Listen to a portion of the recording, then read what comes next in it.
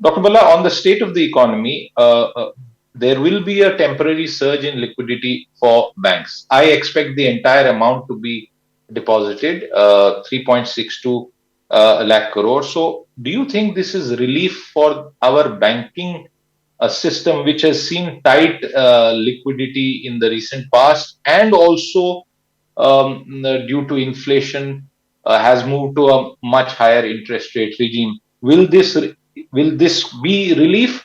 And if so, even temporarily, do you think it will have some positive consequences? Look, now you're on to my favorite topic on interest rates. I think the last 3 years around the world have been one supply shock after another. And we've had high inflation around the world.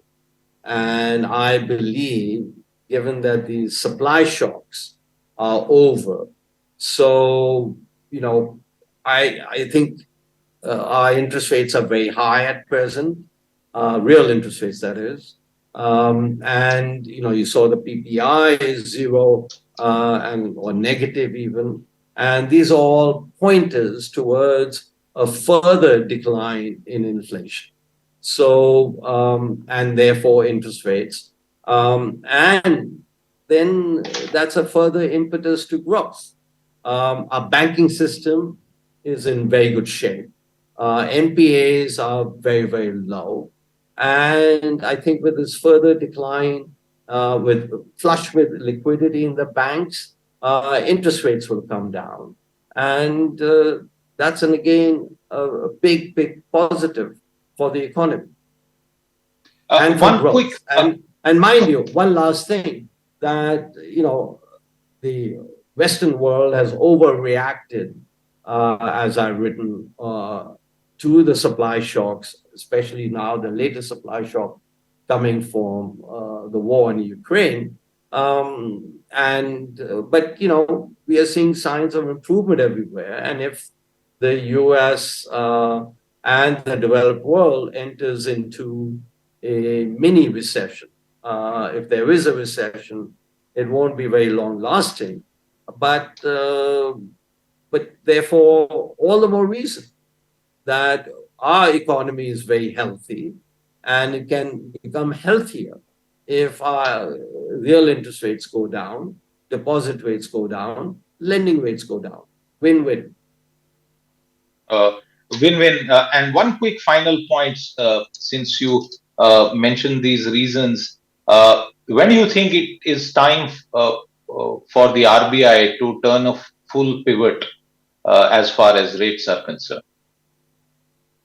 Well, some of us have been arguing that we moved a bit too much.